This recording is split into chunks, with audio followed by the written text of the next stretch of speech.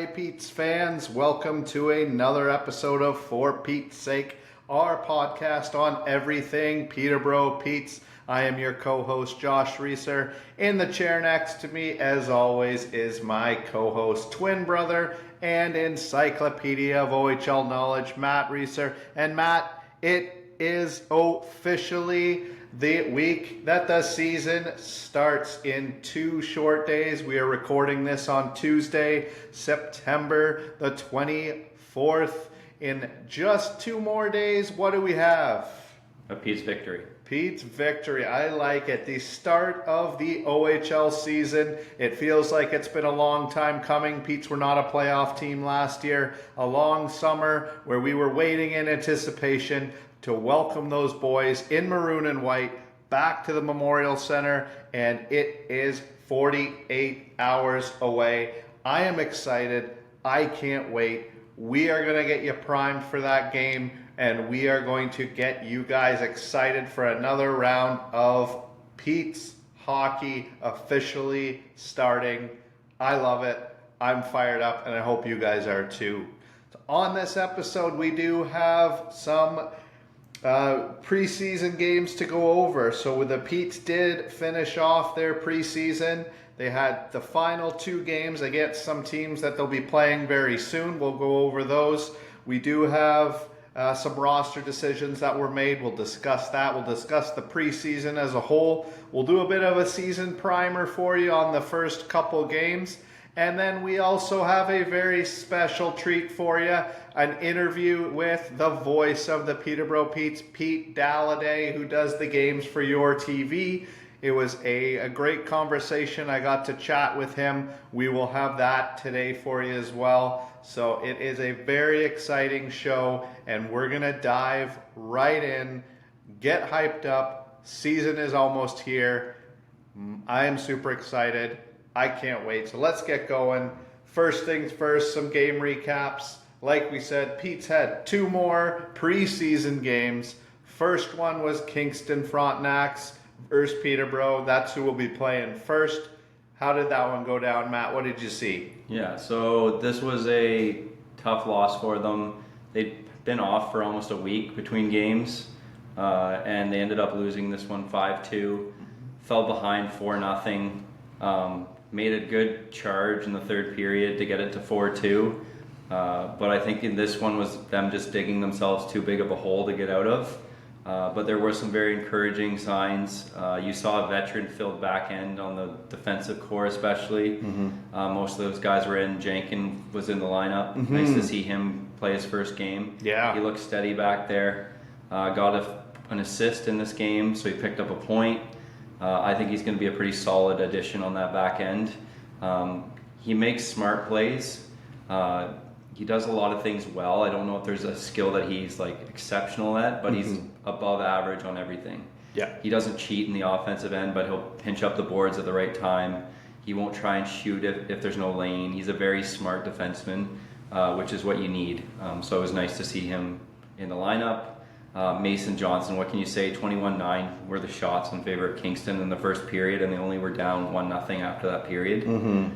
So he was outstanding, I thought, in this one. Great game. I think he could get some of his confidence back. I know, not that I don't want to be negative, but he had some games where he probably wanted a couple goals back, if we're being honest, and I think he has a great career ahead of him. Yeah. So it's nice to have a game like that where he can get his confidence hopefully building and be a big part of this team going forward. Yeah. So he made 25 saves on 27 shots in this game, only let in 2 goals. Mm-hmm. Stützle went in and gave up 3. Probably not his best outing, but it's just and he came in cold. It's hard to do as a goalie. Mm-hmm. I think Johnson and Stützle are both goalies that like to see shots and get in the rhythm. Yeah. So I can't really feel the puck a bit. Yeah. I can't judge them off coming in cold. Malee scored, which is nice to see him get going. And then Francis Parrish, who just signed recently with the team, got his first of the preseason. Nice to see that. Yeah. He works hard. He goes to the net. Mm-hmm. That's what he did in this one. He just went to the net. finished it off. You can see he'll be a player that'll like earn the trust of the coach pretty quick because he works pretty hard. Yeah. He's kind of busts his tail out there. And rewarded for it. So good to see. Absolutely. They scored another power play goal, which is great. 1 for 3 on the power play, and they killed all 3 of Kingston's power plays, which is what you like to see. So not a lot to. They didn't win it, but there were some good things that they could build off of. Fitzgerald got another point. Matichuk got an assist. So you were kind of seeing, I think, what a semblance of the opening night roster might look like a bit, especially on the back end, I would say. But overall, I saw some good things, but some things to work on. You can't dig a 4-0 hole in the OHL and climb out of it very often, unless you're playing Oshawa, and then you can climb out of a 5-0 one of the best. hole. That was one of the best games last year. Yeah. For those of you who don't remember, down 5-0 after 1, and came back and won it in overtime. Yeah. Beauty. It was fantastic. That was an awesome game. One of the highlights. Yeah. All right, they did have another game against Guelph. This was I believe the following night. So back to back, Peterborough came away victorious to end the preseason, winning 3-2 versus Guelph. They played some of the younger guys. Eula and Marintet were back in the lineup on D. Peterborough started strong in this one, got out to a 3-0 lead. Goals by my boy Page. Mali got another one, and Parrish with another goal. He also drew a penalty. Parrish drew a penalty, 5-minute major in the third period, so he was kind of going to the net, and the guy didn't like it. Yeah, Punched going him to the net. face. I was gonna say under the skin, but he didn't really do anything agitating. He kind of just, he drove the Storm crazy. Rough game. There's a lot of penalties both ways. The Storm actually had 10 power plays. That's something the Petes cannot replicate. No. You can't give up 10 shorthanded opportunities to the other team. You're going to pay for that more times than not. So you like that they didn't back down from the Storm, who were also playing very aggressive. They had 8 penalties of their own, but you have to clear that up. You have to sometimes just skate away, take the power play. And so I think that's something where Rob Wilson will want to, remind the boys, stand up for each other. Don't let them take liberties. Be a hard team to play against, but we can't be shooting ourselves in the foot. Yeah. The Petes did not capitalize on the power play. I saw some moments where they moved the puck around pretty well, and a couple times they just kind of fanned on a shot or missed a net. Hit, missed 2-on-1 power play. Yeah, I think just barely by inches. Yeah, so there was some moments where it was good. You'd like to see them obviously finish when they get 8 chances, including 3 5-on-3 advantages. Like you'd like to see them make the team pay. There was a fight. Nico Addy fought. I think he did pretty good. Yeah. He's a big boy. I'm not sure how many fights he had last year, if any, but he threw some fisticuffs after there was a big questionable hit on rookie defenseman Eula. Zach Bowen actually played the whole game this one, and he made 36 saves on 38 shots. He stopped a penalty shot in the final 2 minutes of the game, and that kind of sealed it. It was 3-0, like we said. Then Guelph scored 2. It looked like the Petes kind of sat back a little bit, maybe too much. Guelph started to come back, and then the Petes were able to hold on, and a big part of that was Zach Bowen, like we said, stopping a penalty shot in the final 2 and sealing that game. So nice to end the season with a win. Like you said, a couple things to still work on. That's perfectly normal. I think a bit of the discipline. I like that the guys were standing up for each other. They just got to figure out the right times to do that. That'll come. Penalty kill was good. The penalty kill was great. Killing off 10 penalties against Guelph is phenomenal.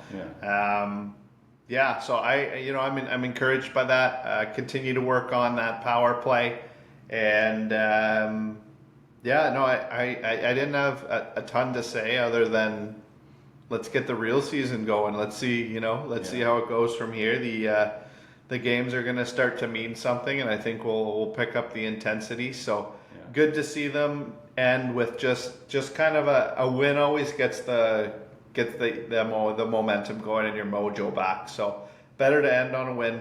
I'm sure there's some stuff the coaches liked and some stuff to work on, which is great. They have some time to do that. Yeah, and Guelph learned that you better repent or you'll perish because you got the winner. Oh, nice. Yeah, Matt working in one of his excellent segues. Yeah, I love it.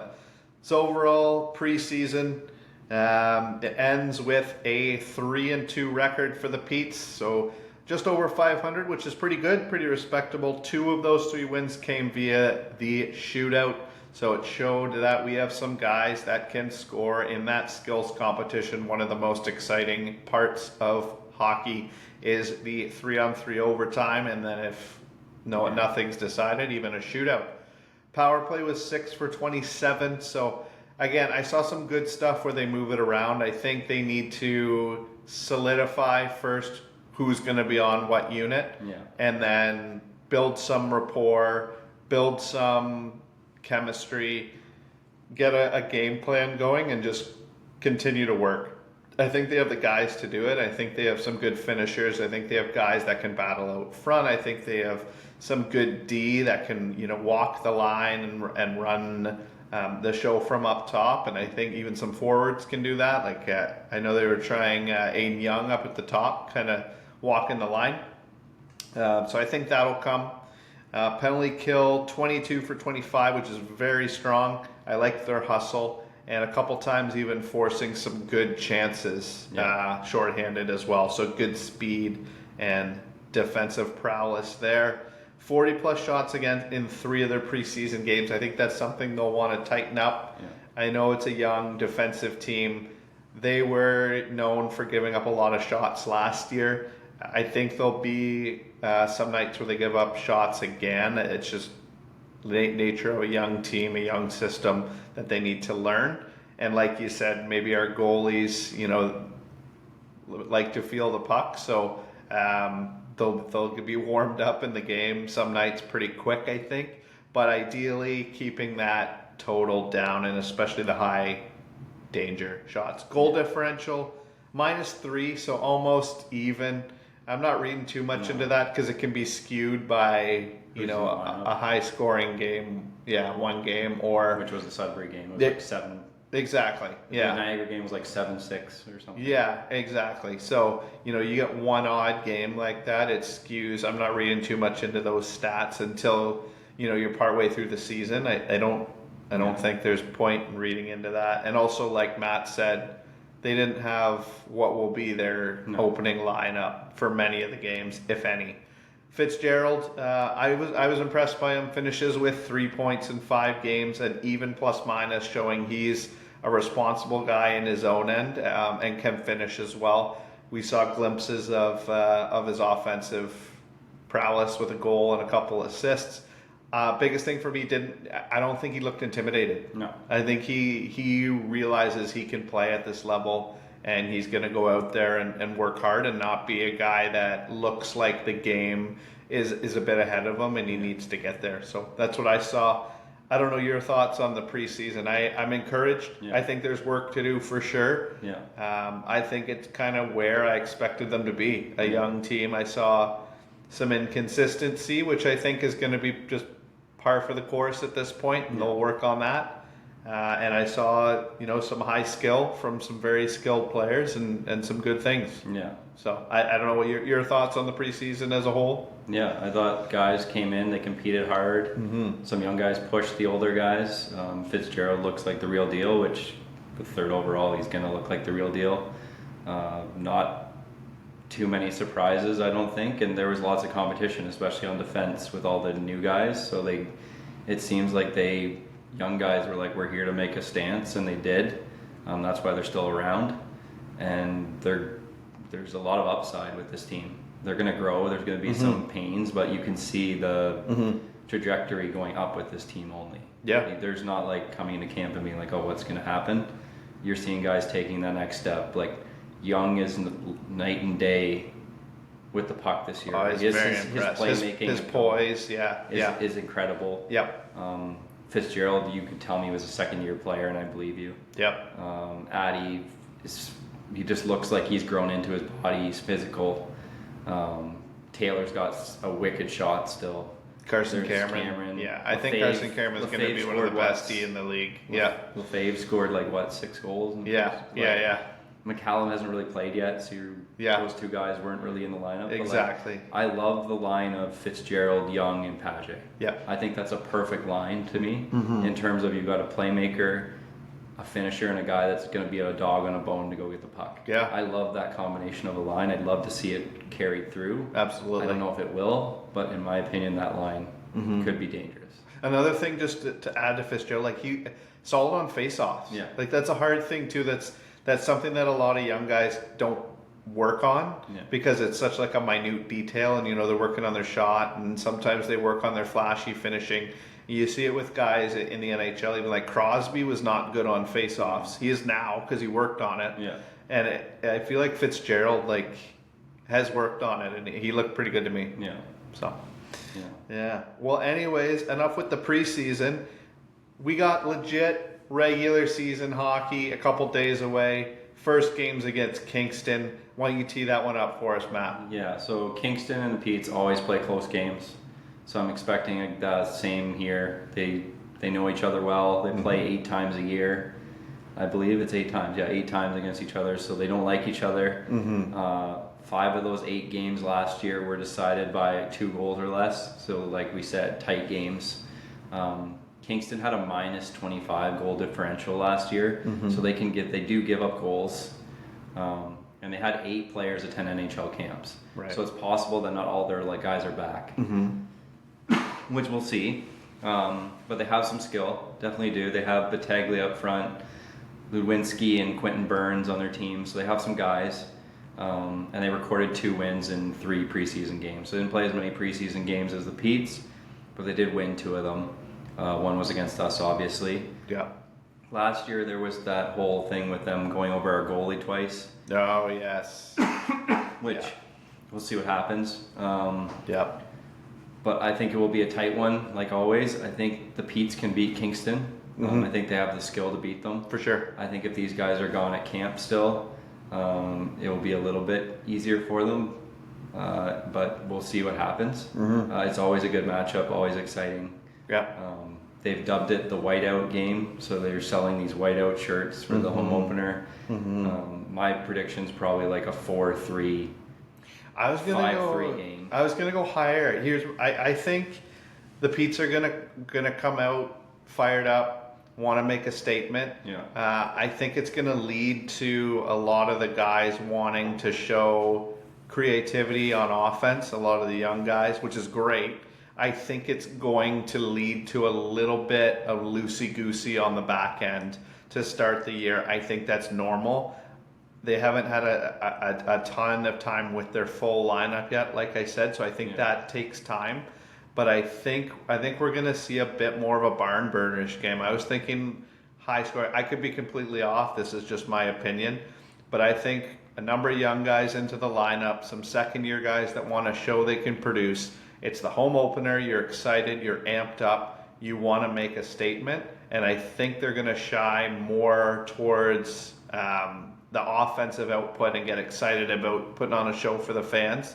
And they'll not forget about the defensive details. That's too strong a word. But I think maybe that gets lost a little bit. So I think it'll be a bit more high-scoring game. I think both teams will feel the same way.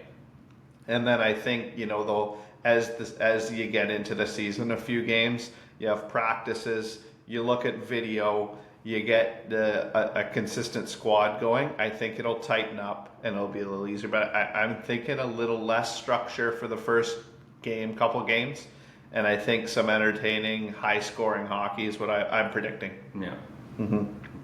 Anyway, start of the season, exciting. Absolutely. We'll see what happens. Yeah, can't wait. Not much time to rest though, because the next night they go down to North Bay. North Bay has been to the Eastern Conference Final the last 3 years, which is impressive. That's really hard to do in a league where you have so much turnover. Yeah.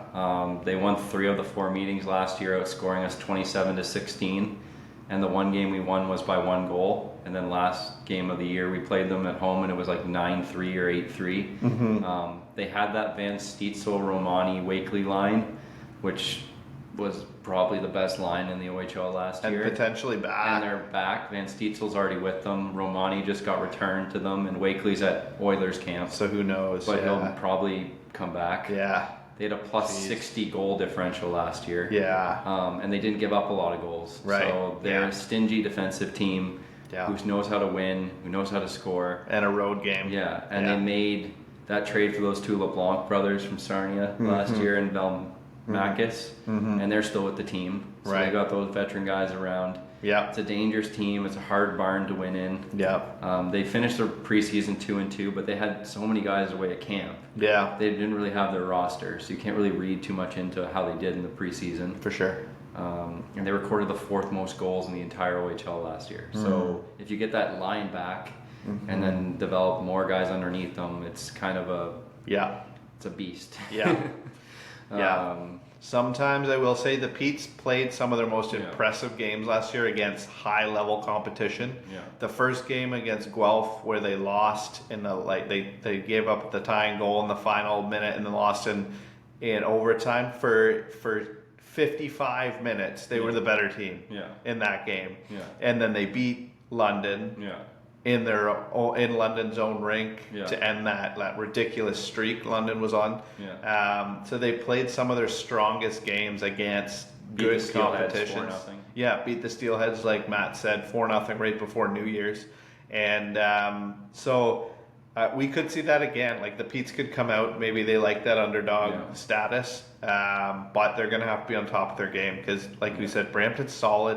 They've been solid for a couple years. And so they're going to have to be solid at both ends. Yeah, North Bay, Yeah. Sorry, not Brampton, North Bay. They could pull out a win in this one, but it's not an easy win at all. Mm-hmm. And I was secretly hoping that Romani would be up for a few more games, so we might bypass them for one of the games. But Me too. We can just beat them with all their squad and make getting even more confidence. Absolutely. Why not beat the best, or one of the best? Yeah. Awesome. Well, on that note, the power rankings for the first week of the OHL were released. There were, maybe I wouldn't say too many surprises. They have London first overall. London seems to always be listed as a strong team. They keep finding these players, bringing them back. And then, we talked about it a couple episodes ago. Teams we thought would be strong. They have Brampton listed high. They have Oshawa listed pretty high. They have Brantford, who are all, teams the Petes are going to see quite a bit. So I think that'll help the Petes raise their game. Yeah. They have the Petes ranked 19th out of 20th, second last. I actually was not that upset to see that for a couple reasons. I think it's fair given where the Petes finished last year. Yeah. I think they need to prove themselves. I think they're an improved team. And I think they're a playoff team if they play well, but I think they have to do it. I don't think it's just going to be given to them. No. So I think it's valid for the pundits and the experts to say, prove it. Yeah. I think the Petes need that. I think the Petes like the underdog status. I think that's a healthy place for them to be. And I hope it can create that kind of us against the world mentality. So I actually like starting with that. That ranking and proving people wrong, going in with let's prove them wrong. Let's improve each and every game and let's climb our way back into being noticed and into those power rankings. So that's what I thought. I don't know what you thought of being 19th out of 20th. I think Owen Sound was 20. Yeah.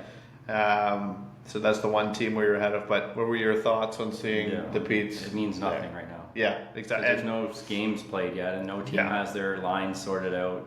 Yeah, and has played games. That mean preseason is getting your guys ready for the season. So if you've got your team ready and you're ready to go, they can say a slow start won't not make you make the playoffs, but it can make it harder. Yeah. So come out of the gate, prove it. Yep. These guys, the Petes are coached by a good staff. Mm-hmm. They'll have the guys ready. Yep. They'll have the goaltending. They always do. Yep. So it's just up to are the forwards and defense ready to hit the ground running? Yeah. And can we catch some teams off guard? Yep. And I think they can. Yeah, absolutely. Absolutely.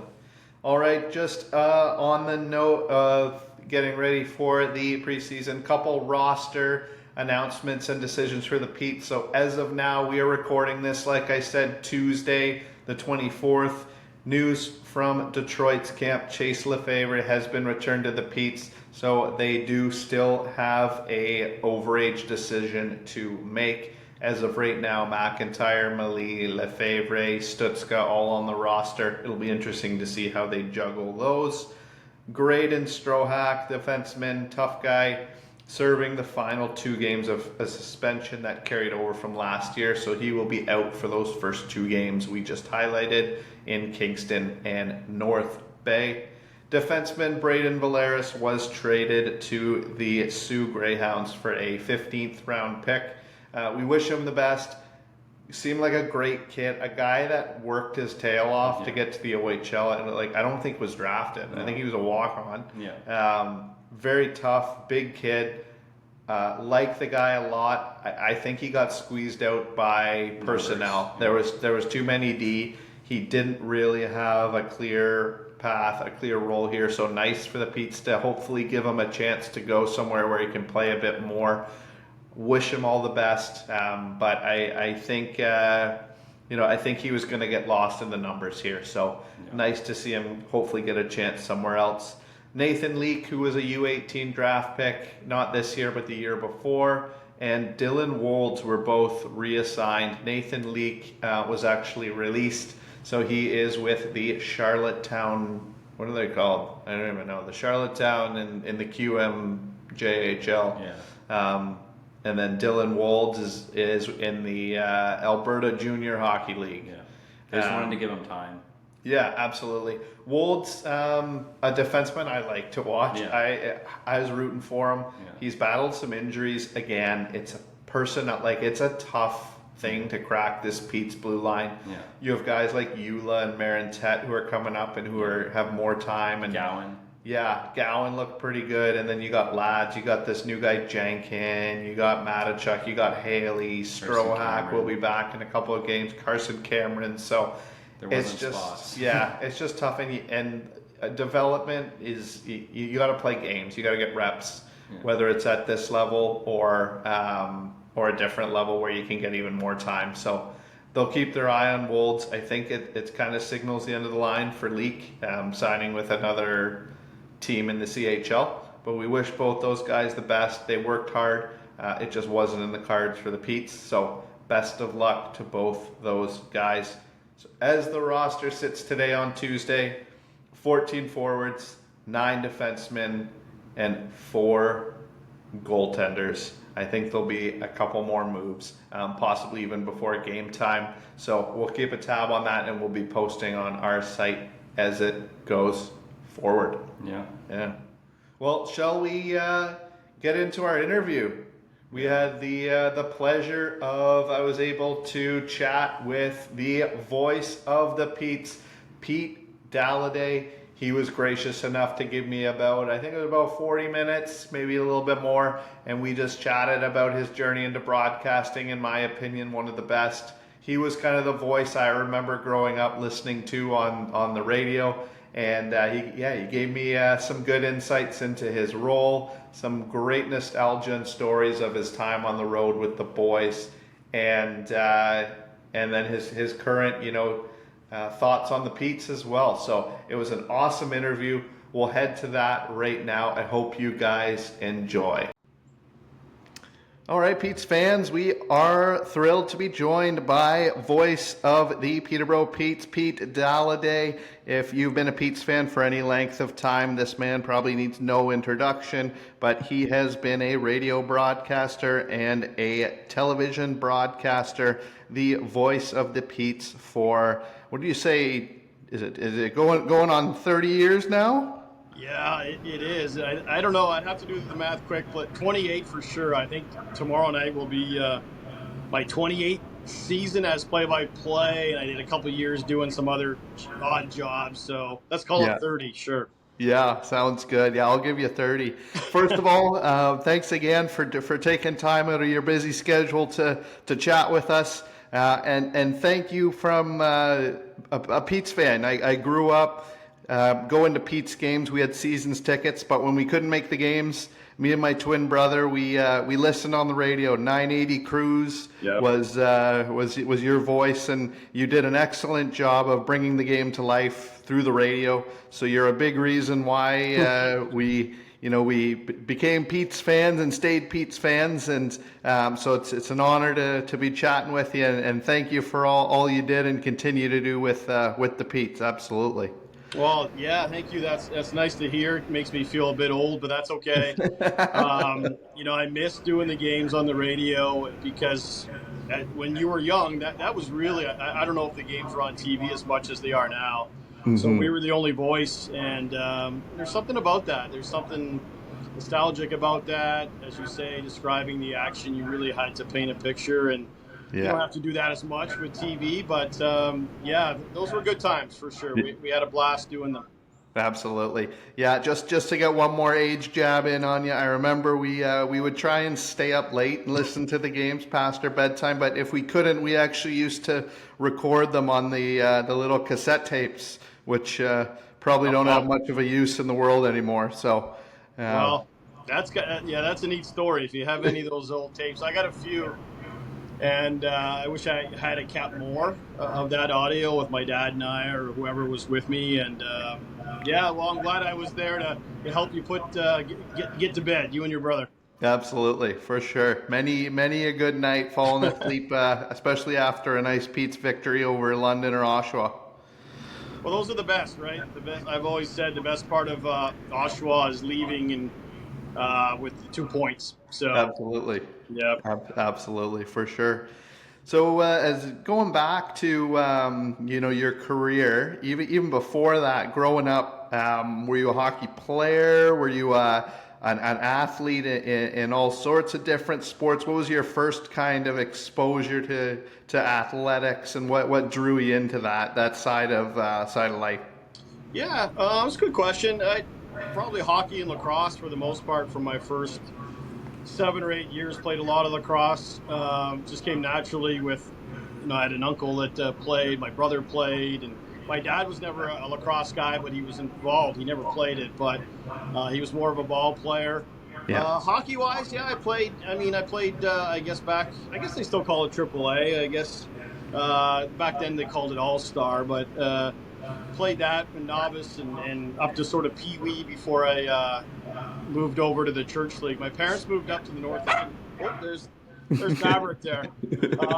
Moved up to the north end when I was about 8 or 9, and I just wanted to start playing with my buddies, so I shifted down to church league and had a blast playing there, and played for Adam Scott. So I was a decent enough player, not good enough to gain an invite to play for the Petes or try out for the Petes, but I found out the other day, last week, I played for the first time in a while, and a little bit of a rust there. When you get into your early 50s, you slow down a bit, but I did all right. So I played lots of hockey and lacrosse, and that's how I sort of got into it for sure. Oh, awesome. Was there any reservations from your parents signing you up for lacrosse? It's a pretty brutal and vicious sport. Or were you a defenseman? Were you able to kind of give it to the forwards, or were you taking hits as a forward, or were you even crazy enough to be a goalie? Not crazy enough to be a goalie, no. I would never do that. No, well, back when you're little, you got to play both offense and defense. So if you get whacked playing an offense, you have a chance to get the guy back. But no, I think my dad, he was pretty smart in the fact that I think he realized that lacrosse is a great sport, that you can learn a lot of ways to roll off checks and sort of even toughen up a little bit to play hockey. So the 2 and 2 go hand in hand. I struggle a little bit these days with players that just kind of concentrate on one sport for 12 months of the year. I like that 50-50 sort of balance. Mm-hmm. I understand why they want to focus on it. There's a lot on the line, but I think they complement each other. Baseball too, I played a bit of that. I think it all adds up to being a better athlete, but I enjoyed it all. I just had some great coaches in minor hockey and lacrosse, and then started going to Pete's games probably in around the same time you did, as a 4 or 5, 6-year-old, staying for 1 period, then 2 periods, and eventually you get to stay for the whole game. So yeah, absolutely. I used to buy the Macintosh toffee from the vending machines. I remember that was the draw of the Pete's games early on, before I understood what was happening out on the rink. Yeah. But That's what it was all about, right? Oh So, yeah, so yeah. good. Yeah, good food, good people, and good hockey. So you then make the shift into becoming a broadcaster. You said you went to Adam Scott and then Loyalist College, and so along the way, any influences that kind of geared you towards being a broadcaster? I know your dad was working with Czechs, I believe, at the Yep. time. Any other influences? I know you. I read an article where you talked at the very end. You had some advice for anyone that wants to be a broadcaster. You said, "Don't be anybody else. Be yourself." But did you have role models or people you try and emulate? Yep. Or along the way, what was your kind of people you followed into that line of work? Yeah, absolutely. Yeah, I mean, there was my dad, certainly a big part of that. There was the voice of the Petes through my childhood, the guy I grew up listening to. Same situation as you, like listening to away games from Cornwall and Sault Ste. Marie, whatever. And that was Bill Bennett, and Bill was the voice of the Petes from about, I'm going to say 71-ish to about 1993 when he unfortunately he passed away. Not long after the Petes played in the Memorial Cup up in Sault Ste. Marie. And Bill actually gave me my first shot, even though he was working for sort of the competition in terms of where my dad worked. Bill worked for CKPT and my dad worked for CHEX, and they were kind of competitors. But I remember getting a phone call one time from Bill when I was sort of, I don't know, I would have been about 20, 21. And he's like, I need a color guy in Kingston tonight. Would you be up to doing it? Next thing I know, I'm on the Pete's bus going to Kingston doing color commentary, with Bill Bennett, a legend, the guy I grew up with. And that was just amazing. And he allowed me to do a couple games. And I think my brother did a couple games with Bill, too. Whenever he was in Ottawa, my brother went to school there. And Bill was, always liked the help, right? So Bill would be one. And then Gary Hahn took over from Bill, and he gave me an opportunity. And I liked how Honey called a game, and I liked how Bill called a game. NHL-wise, I loved Rick Jenneret down in Buffalo. He passed away not too long ago, but sort of loved how he called the game. And so I tried to take a little bit of all those guys and sort of make it my own and just sort of find my own way and not really copy them, but certainly they were influences, 100%. Absolutely. Speaking of another voice that a lot of people would know in Canada for sure, the Joe Bowen voice of the Leafs. He has that catchphrase, the "Holy Mackinac." Yeah. Did you ever come up with your own, signature catchphrase, or think about, catchphrase you could throw out and kind of make it the Pete Dalliday go-to? Not like Joe, not like that one. I mean, that one's a classic, right? Yeah. But I mean, I have my sort of phone the neighbors and wake the kids when there's a goal scored with less than a minute to go, and I'm knowing overtime is around the corner. Yeah. You can't pull that out all the time, but I like that one. I'm not even sure where I sort of came up with that one, but the Crime Stoppers won for a big save. I know Keith Calderwood, who's the local Crime Stoppers guy. Every time I use that, he'll text me during the game, whether it's hockey or lacrosse, and thank him for the free shout out, giving Crime Stoppers a plug there. But yeah, no, I don't have one like Joe does, but there's still time, I guess. But those are the two that I kind of, and I guess early in radio, not so much with TV, but I don't know if you would remember this or not, but like if a puck went up at a play at a home game or even a road game, I would somewhat make up where the fan was coming in from. Okay. There's a souvenir for Josh from Bob Cajun.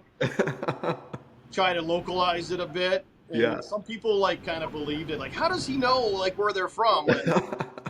Often I wouldn't, but sometimes I would recognize sort of like the minor hockey jacket or whatever it is.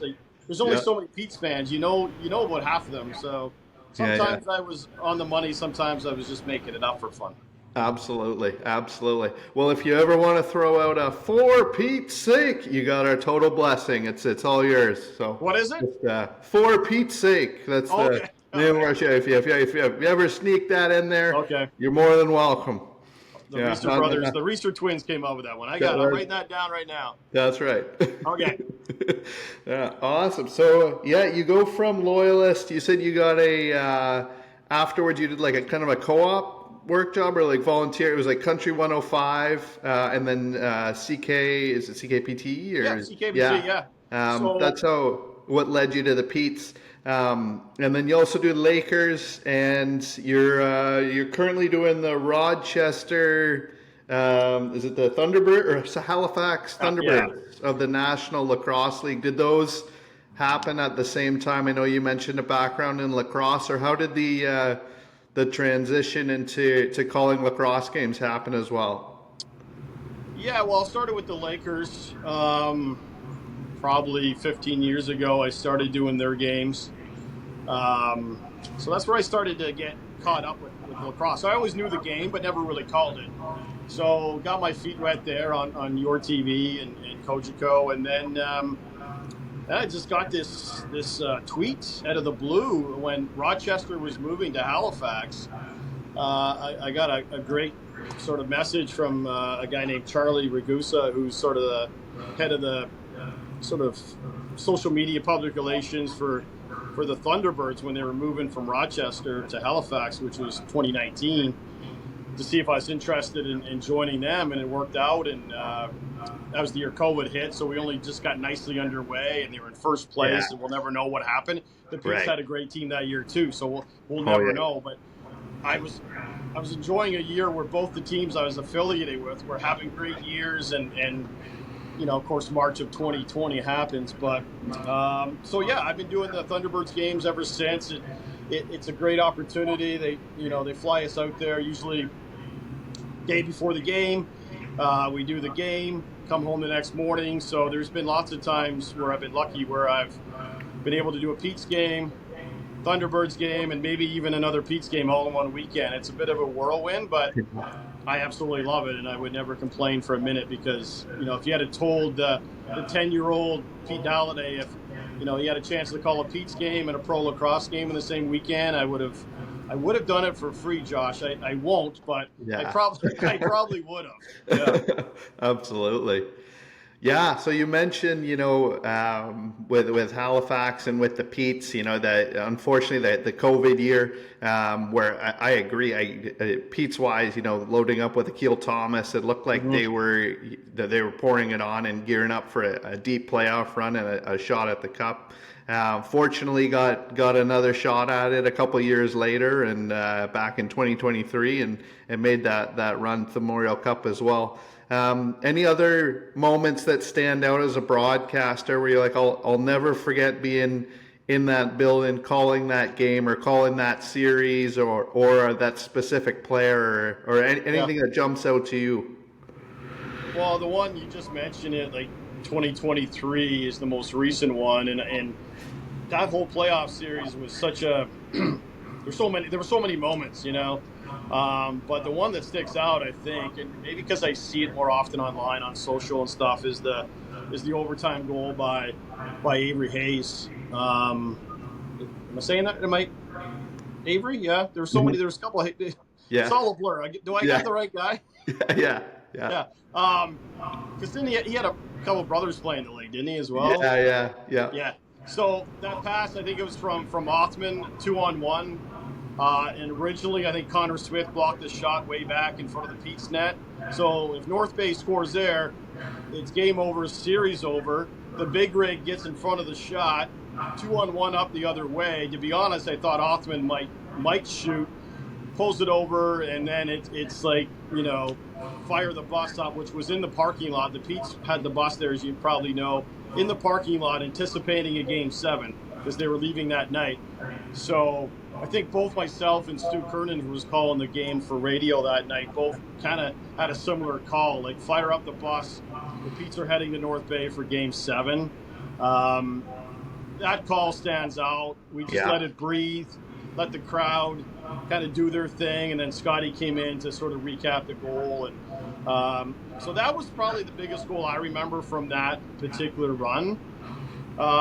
Way back in the day, I mean, Cameron Mann scored a couple big goals back in 1996 that I wasn't calling the play-by-play that year, but the next year I was, and he scored one that I think forced a bit of a Game 7 against Oshawa. So that team had some big calls. One of the more disappointing calls on the other side of things, and I'm not sure how old you guys were then. You would have been still young, but the year the Generals tied the game with under a second to go and then won it in overtime, that was kind of the Eric Stahl era, I think, if I'm not mistaken. We were actually billet family for Eric Stahl that year, so we were in the rink watching that, and I couldn't believe it. I was ready to wave them out of the building and gloat a little bit, and they lined up for the face-off, and they had some of their top guys on the ice, and I can remember it.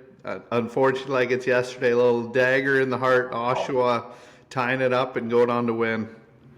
Yeah, I was just talking to someone about that one the other day. I forget how it came up, and I was just saying all the Pete's defensemen, it's easy to say when you're watching from the booth, is they could have taken a 5-minute slashing penalty on Nathan Horton or whatever they wanted to. It wouldn't have mattered. As long as he didn't score, the game would have been over. But they kind of were a little soft on him. Next thing you know, the game's tied, and then they win it. And I think it was the David Korean goal for the Petes. I remember seeing him in the room afterwards, and he was, obviously just in tears. And I think that was his final game, and it was just that was a heartbreaker. So you got to take the good with the bad. There's been a lot of great moments, but there's been a couple, as you say, sort of the dagger, tough moments as well. So luckily, there's been more positive and fun moments than bad moments being affiliated with the Petes. Absolutely. So making the transition, like I said, I grew up listening on 980 Cruise, I guess, which became 100.5 Fresh Radio, whatever it is today. And then you made the transition kind of over to your TV. Was it a pretty seamless transition from radio to TV? Are there subtle differences in your broadcast between the two mediums, or how did you balance that move? I mean, as far as calling the play for, say, hockey or lacrosse, radio versus TV, you gotta prep a little bit more with what you're wearing and clean up a little bit. Yeah. So it's just one little thing you gotta worry about, but I mean, you just gotta, as I said earlier, like in TV, you don't have to describe everything because most people, unless they're visually impaired. Which there would be people watching, so you got to be careful there in terms of you don't want to leave them out too. So you got to describe as much as you can without overdoing it.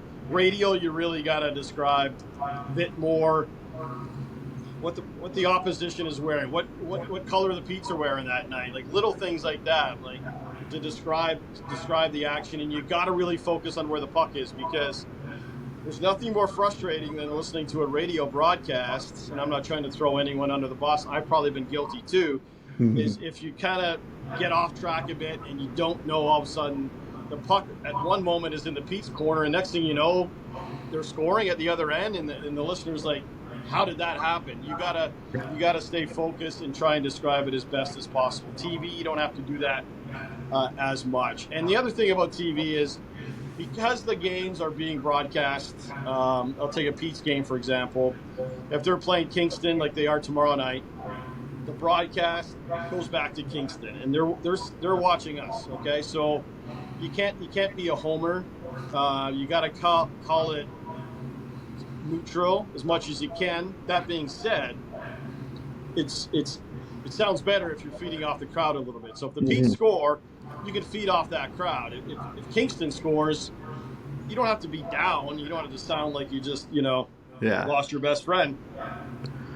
But you still have to show some enthusiasm because the Frontenacs fans are watching that game as well. Yeah. People in Windsor are watching that game, or whatever the case may be. On radio, if it's the home radio broadcast, you can be a bit more of a homer, if you will. You can be a bit more of a Joe Bowen style of broadcaster. So those are the two biggest differences. Yeah, right on. What's a name that sticks out that there's a lot of names, now Europeans coming into the OHL, usually two per team, and some Canadian kids even have names where you look at Arbor Jackeye a couple of years ago. If they hadn't told me it was Jackeye, I don't even know how I would attempt that. Do you have a name that you remember, looking at it or calling or kind of getting a little bit flustered on the air there? Yeah, well, Jack Guy's a good example. Like I would, who would know how to pronounce that? Really, I mean, it's not even doesn't even look like it, but it is, and it's actually quite easy to say once Yeah. you find out what it is. Oh, there's some dandies like sometimes it's like the Italian names, and I'm like 25% Italian. Like my grandmother's family, like her. So I should know, but there's some tricky ones there. Like there was a guy that played for the Petes again. I guess it was probably maybe in around that Eric Stahl era. But you remember a goalie by the name of Matt Iriani? Yeah, I do. I guess it was Jordan Stahl's era. Yeah. Yeah. Yeah. And and he was the goalie, so I had to say his name, let's say 100 times a game. Yeah.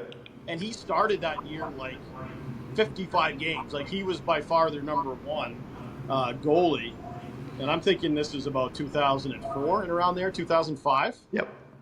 And I think he came over from London. And so Matt Ioriani, like it was a mouthful to say quickly. If he made back-to-back stops, it was like, so as far as Pete's players are concerned, that was one of the trickier ones. I wish there was more like Jason Dawes and Cameron Manns and Colin Fitzgerald's, but exactly. That's cool. It's all right. It's the OHL's pretty good now with the pronunciation guide. They'll send out a guide on paper now. They're not always accurate, and now the league is actually getting the players to say their name, and then they send it. They upload it on an MP3. Okay. So that's part of my homework on a game day or the night before. Yeah. Is I'll try and listen to all those names. And Scott and I in the TV booth, sometimes even 10 minutes before the game, we're trying to listen to these names just so we get them right, because out of respect to them, their family, we don't want to butcher the name. We want to get it right, and we're not always 100% accurate. But the one funny story was there's been a couple of Pete's players over the years that have changed the pronunciation of their names, or you ask them one thing, you ask their father one thing, and you ask the Pete's communication person, and you'll get 3 different answers on some of these names. Yeah. There was a guy years and years ago, I keep going back, but his name was Matt LaHaye. And Matt played on that 96 team with Scott Barney and Cameron Mann and all those guys. And he's unfortunately passed away, but he was a big power forward who could just cycle the puck down low. And he's a bit of a character, a bit of like a Ricky Vaughn Wild Thing sort of character. Like just couldn't help but like him. But he changed his name. He said, no, it's Leahy. And then 6 months later, he was like, no, it's LaHaye. And then somebody said, no, it's Leahy. So I'm not even sure how you pronounce his name. He kept changing it a little bit, but it's a simple name, but when you change it up, it keeps us on our toes. Absolutely. Yeah. Absolutely. What, so you're traveling with the team to games to call, obviously iconic rink here in Peterborough with the square boards and the rink kind of being located in between downtown and Lansdowne Street. And what other rinks around the league do you enjoy, visiting and calling from? I'll admit, even though they're probably my least 2 favorite teams, the London rink is very nice. I got to give it a shout out. It's a first class facility. I haven't been to the new renovated Windsor one yet. I've heard good things, and then I actually do like the General Motors Arena in Oshawa too. I've been down there for a couple concerts, and so do you have any cities or rinks where they're on the schedule and you're thinking this is a nice place to be and call from? Yeah, well, obviously Peterborough would be number one. A little biased there. That being said, I wish we were still calling the games from up above when the press boxes were up above and you could see the play a lot better. Our press box location, not that I'm complaining, but it's probably the worst, one of the worst. Like we're in the last row of the crowd, so we're kind of like, a little bit of this and that, and you're not up above. So it's tough, to be honest, to see goals. Any goal mouth scrambles are really tough for us to see because we're kind of like set back and not up. But just being in the comfort of the Memorial Center is pretty fun. Mm-hmm. The Windsor rink was good. It's been a while since I've been in that one, but they did a nice job there. In London, I know, how much you and your brother love the London Knights organization, but good for you to give them a shout out on their rink. It's downtown. The pubs are in the restaurants around the rink on a Friday night are booming. It's great for sports tourism down there, and not a bad spot to call a game, other than my good buddy Mike Stubbs, who's their radio guy for London. I can hear him the entire game. He's got big pipes, so they could put up something there to divide it, but it's a good rink. You know what? But old school, if we're going old school as well. Have you ever been up to Sudbury? Have you ever seen a game there? I haven't. No, I heard it's just a barn, and it is awesome. I heard. Yeah, and it's a good game. It's a good spot to call a game because it's old. It's a gondola sort of style, like Foster Hewitt style, where you're almost above the entire Pete's bench. You almost have to look down, but you're above the ice. You see that big wolf coming out of the corner when the Wolves score, and it just feels like you're in a hockey rink. A lot of the rinks today, as nice as they are, you could blindfold somebody and then take the blindfold off, and you're like, I don't know if I'm in, Oshawa, St. Catharines, or where I am, because they all have sort of the same feel to them, as nice as they are. The Sudbury, Peterborough are kind of two of the last rinks. Saginaw's a little quirky in spots in a good way. Yeah. I haven't been to Flint. They came into the league after I started doing radio. But I think some of the American rinks are still. Erie's kind of a cool rink. It has that kind of war memorial feel to it, almost something you may see at a slap shot. Yeah. So Erie I kind of liked. I got a good memory of my dad in Erie because we were there one night, and again, the press box was a makeshift press box, which was in the last row of seats, basically. You're in the stands. They've renovated it since. But there was this sign behind us, this big Bud Light sign that was giving off so much heat, those old signs, so he was just boiling in the rink. And he started the night wearing a dress shirt. He dressed up pretty good for the road games and a tie. And I look over, and he's sitting beside Mike Davies at the Examiner. And I look over mid-play, and he's down to his white undershirt, basically, doing the color in the crowd in Erie. But that's the way he rolled. He didn't really care what they thought of him down there. But yeah, Erie's another one. If you get a chance to do that sort of road trip, you guys should do it just for fun. It's kind of a cool experience. Absolutely. Yeah, you mentioned your dad getting to do play-by-play and color with him as a father-son duo. I'd have to double check at the time. I know you were the only father-son duo in the CHL. I don't know whether that has happened again since. But just can you speak to what it was like to be calling games with your dad and to be able to enjoy the Petes and bring the game to Petes fans with your dad? Yeah, it was a blast. I think we did it for almost 15 seasons. The last sort of 5 or 6, he had got sick. He had got cancer, but once he got through that, he hit the road, and it was a little tougher on him, but he plowed through because he loved it. I mean, he bled maroon and white, right?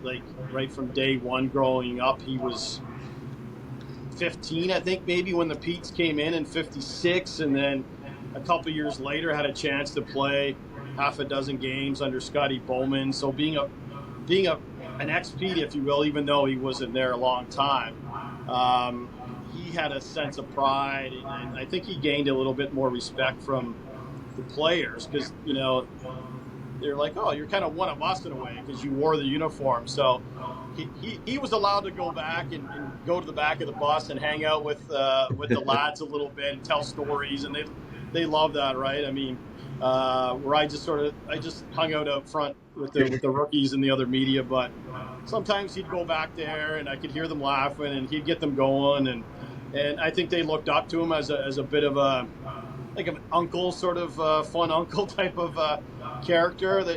They loved him, and it was a blast. I've always said, I got paid to watch hockey games with my dad, right? So that's a great gig, and we had a lot of great times, and you don't realize it until it's over. And I look back and I think, what would I do to just have one more game sort of thing, one more little road trip. He loved going on the road, as they say. He loved going up to Sault Ste. Marie and Sudbury, like where it was like hockey country, right? And doing those games. And yeah, he, we miss him, but we had that opportunity that not a lot of people get to do. I know it's funny, you mentioned Joe Bowen earlier, and his son, I don't know if he's still doing them this year, but his son took over doing the play-by-play for the Sudbury Wolves a couple years ago. Oh, cool. He actually played goalie for the Wolves for a little bit. Right. And then he took over the play-by-play, and I think Joe, the odd time when he's off, will step into the booth with him just to help him and have fun. So there's a father-son duo too.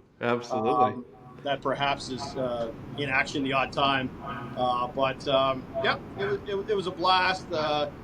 Mike Davies joined us for a lot of those games as our third person. We'd always put a headset on Mike, and my dad would take like epic 10-minute breaks, right? He'd do the intermission and go on his break, so Davies would join us, and we just had a good time. I mean, it was a fun time. Yeah, absolutely. Yeah. You mentioned some of those hockey countries, Sault Ste. Marie, Sudbury. Now, I throw Peterborough in as like a strong hockey community. Lacrosse, you mentioned as well. Yeah. Being around the game in the way that you are, and your involvement in the community, meeting people through Pete's as an avenue. Can you just speak to kind of the importance that the Pete's bring, and bringing the community together and being that thing that the community rallies behind? And we're, I would say we're a growing city, but we're still relatively small. And can you speak to kind of that spirit that the Pete's bring, and that the fans draw off, and how you've noticed that over your time? I think it's so important, and I'm sure you agree. Like, without the Petes and the Lakers a little bit as well, just as much, because I know a lot of people, their summers aren't the same without the Lakers, what they've done over the last 20 years. And the Petes, the fact that they're in there 34 games minimum, and it's not just about the games. It's just about having a team to cheer for, a team to bring attention to the city. And I know there's been people over the years that have wondered, like, oh, the Petes get whatever they want down at the Memorial Center, or why do we need a new arena? I mean, if you're wearing the hat you're wearing right now, and you go down to anywhere, you go down to Detroit, you go down to St. Louis, Jamaica, Florida, doesn't matter where you go, with that logo, people automatically say, oh, Peterborough. They know the logo, it's iconic, and that eventually leads to the team. What I'm trying to say is the team, I think, has led to some people coming here and retiring and setting up because they know about Peterborough because of the Petes. Yeah, we have the Liftlock, we had GE, we have Trent. Those are all big brands, but the Petes are probably the biggest brand, the most recognizable sort of brand. And I just think it's important when you see a city that loses their team, whether it be hockey, lacrosse, whatever the case may be. Like, has Belleville been the same since they lost the Bulls? I mean, I know they have the Senators, but I don't think it's the same. When you lose your junior hockey team, you kind of lose a little bit of the heart of your city a little bit. And I don't know if that describes it the best, but I think you know what I mean. Like, I think it's crucial that we continue to support the team. Yeah. And all signs are indicating that the support is there. Maverick's a fan. He's going into a second season. Hang on. Maverick, come here. Hang on a sec, Josh. Can I bring him on? There he is. There he is. Hi, Maverick. There's Mav. So it's super important. It's super important, and it's great to see the corporate support, because I know the Petes are killing it there. Eric and his crew and everyone that's working hard on the corporate side of things. And the fan support, as you saw last year, on a team that sold the farm, basically, like, they 1 year and then had to cash in last year. They kept coming out and they kept selling out, and that's important, because without the Petes, I just don't think we'd be the same city. I agree. Couldn't agree more. Very well said. All right, so looking towards this year, the Petes as we mentioned, kind of had a run of a couple years, that COVID year, which was tragic. I would love to go back in time, Yeah. have COVID never happen, and see them make a huge run. But fortunately, a couple years later, 2023, they go out, make the trade, bring in Ottman and back, and load up a little bit, and make it through the playoffs and all the way to the Memorial Cup. You mentioned about bringing people together. I've been going to the Petes games with my brothers and my dad forever, and I'll never forget watching the clock count down as we're knocking off none other than the London Knights, which made it even sweeter. And turning, and we're both like we both get excited about hockey, but we're not the most outwardly passionate people, and we just like hugged, and we were jumping and embracing, and it was like this is the best. Like, that's a memory I'm gonna have forever, and I wouldn't trade it for anything. So yeah, when you mentioned bringing it together and the Petes being something that just brings the spirit out of you, you're bang on. But the flip side is the OHL is a very quick turnover league. You get guys that play 4, maybe 5 years if they have a late birthday, and are offered an overage position, and so you do go through, and unless you're London, it seems, but you go through kind of the highs and lows, and the rebuilds are inevitable, and the Petes tore it down last year. So looking ahead to this year.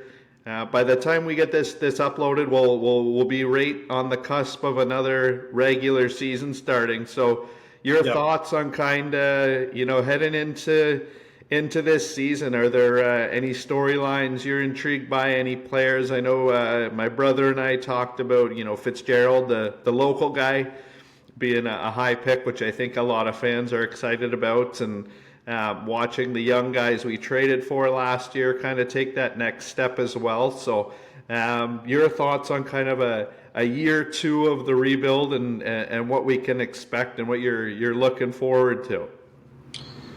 I'm looking forward to seeing. Well, we'll start with Fitzgerald. A kid I know a little bit. I don't know him that well. He's a couple years younger than, say, my youngest son, but played a little bit with my nephew back in the day. So I've sort of watched him since he was in, whatever they call it now, U8, U7, whatever the case may be, and kind of kept an eye on him. And I know his dad and his family, and they're a great family, local family. So from what I've seen, I mean, he just looks like a hockey player. I know that sounds weird.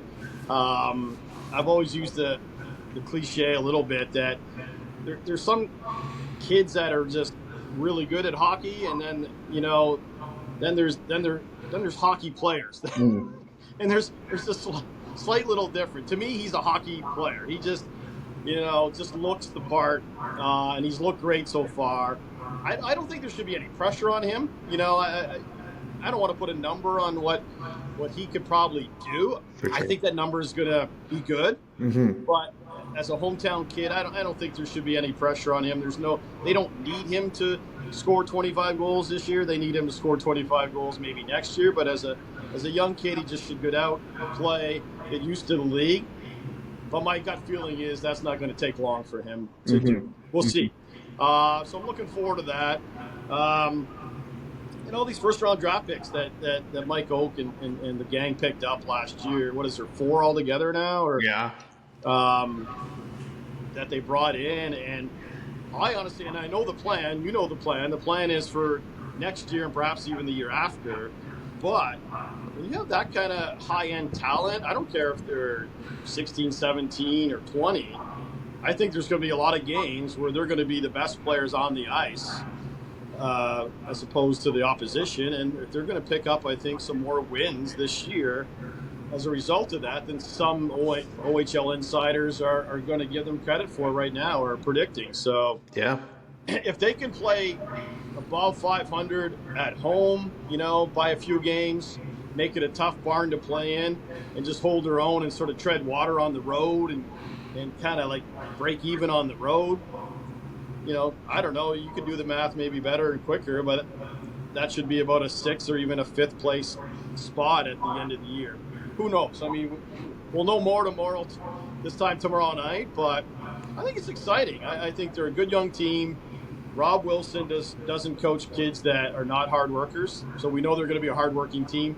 They might be on the short end of a 3-1 game the odd time, especially on the road or whatever, where they may struggle to score the odd time. They're not going to be outworked, and that's all you can ask for.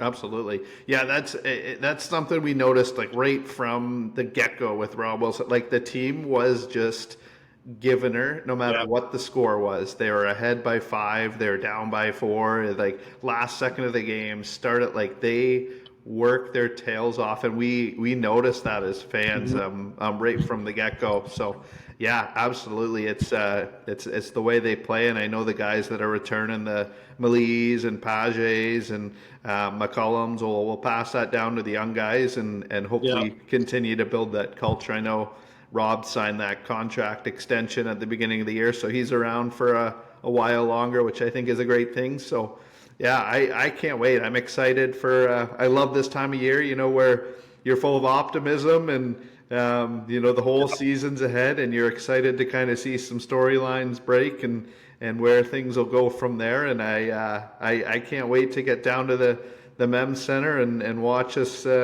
be victorious, hopefully against some of our rivals again. I'm looking forward to it. Where do you guys? I should know this, but where do you guys sit? We're in section 7 at the very top row. Okay. Yeah, we used to, back in the day when we first started, we were up in the end. I don't know if it was 19 or 18, one of the ones in the end. Yeah. And then seats became available on the side, right around actually when they mandated putting that netting in. So good timing. Yeah, so it was good timing. I mean, I've sat back there a couple times, and it takes a little bit getting used to looking through that net, and I'm at the ice. So that's not the reason we switched. It kind of just it was coincidental, but I think we have some of the best seats in the house for seeing. We're right on the center line and up high enough that you can get the action both ways. Well, back in the day, like. Do you remember when the seats were yellow, or no? You've only remembered since the renovations? Or? No, yeah, I vaguely remember the old way. I remember the renovations more clearly. Yeah. So section 7, so where you're sitting, used to be yellow seats were like the equivalent of golds, at Maple Leaf Gardens. So they were the best seats. Yeah. So if you got section 7 seats, not only were you up behind the Pete's bench, which was on that side at that time, you were in the yellows. Like those were literally like gold, those seats. Section 7. So yeah, they still are, but I mean, those were prime seats, man. It's fun now to be behind the other team's bench, to be quite honest. There's some times we were able to give it to the other teams, or maybe throw the odd teddy bear on teddy bear toss night into the other team's bench, and we had some vocal fans around us that like to give it to DJ Smith when he was with Oshawa, because he was quite the yeller. So, You know what's bizarre? What's bizarre about those seats, that section, for people that aren't familiar with it, but to get to your seats, you literally have to walk, like you're behind the bench for like a brief period. You have to go behind the opposition's backup goalie and a couple of the players and a coach to get up into the seats. Where else is that a thing, Yeah, absolutely. Yeah, it makes it unique in so many ways. Yeah, I know.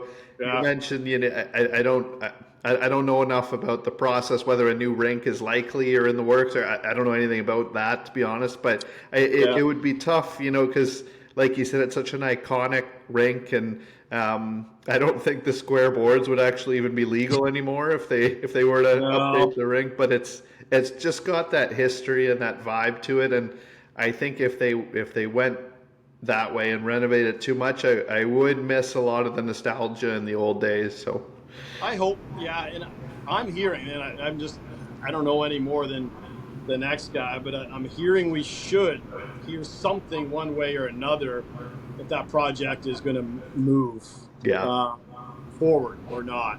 So I would say within a month or two, but if it does move forward, like I'm with you. I hope they just make it different. And maybe it's not the square corners, but don't make it a cookie cutter. Let's make something that is unique to Peterborough, yet still can hold enough people to potentially host a a Memorial Cup or an All-Star game or whatever the case may be, but make it cozy and Absolutely. different. Yeah, absolutely. Yeah. Yeah. Well, I can't wait. The season's around the corner. That's all the questions I had for you. I really appreciate you coming on and chatting about your journey into broadcasting. Which again, I am incredibly thankful for the work you did, and it's been quite an honor to pick your brain and chat with you and discuss your career and a bit about the Petes and the Lakers and lacrosse. And so thank you again for taking this time to join us. And I hope maybe we can see you around the rink or even around Peterborough sometime. And if you do, feel free to say hello. And I know you're always out and got your pulse on the city as well. So Yeah. Well, I like to have the odd coffee at the coffee shop and talk hockey. So let's do that. And good luck with your little one there. yeah, New dad, absolutely. right? So Yeah. that's fun times, man. Time flies. Is all I'll say about It that. sure So does. Sure enjoy does. every minute of it. Next thing you know, you'll be, at the rink Absolutely. with the kids, which is a great time. So thanks for having me, my man. For sure. I really appreciate it. All right. All the best. Okay, Josh. Thanks, and say hello to your brother. Will do.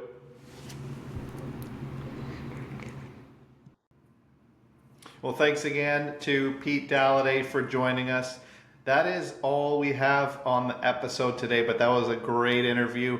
I really enjoyed picking his brain, talking with him about some of the games I remember recently and growing up. He has a knowledge for the game, and like I mentioned in the interview, it's an art to bring the game to life. So I think he does an incredible job as a radio broadcaster, is how I remember him the most. But as the TV guy now with your TV, you guys have probably seen him in and around the community as well. A great guy in and amongst the fans as well. So thanks, Pete, for your time. And we look forward to you continuing to be the voice of the Petes this season as we rack up a whole bunch of wins starting Thursday, which will be tomorrow night by the time this episode drops. Let's start off with a W. Any final thoughts as we head into this regular season, Matt? No, just be supportive of the team. Yep. Cheer them on. Absolutely. Don't get too down on them. Just be a fan. Yeah. You'll always take something great from the game. Yep. There's always going to be a moment. They always try hard. It's never going to be a problem with this team. And I'm predicting a 4-2 victory in the opener. 4-2. All right. I'm going to say 6-5. 6-5 Petes. All right. We'll see who is closer. We hope you guys are at the game. We hope to be at the game. If you guys do happen to see us, come say hi. For our videos, you can find them the usual places on Facebook. We'll post information for them on Instagram as well, which is at PTB Pete's Sake, or at 4PTB Pete's Sake. And they're also posted on YouTube. Our link is also on the Facebook page. And if you like to listen on Spotify, I will post the link for that as well. We hope you enjoyed this episode, and we hope you enjoy the start to our new season. And as always, go Petes, go!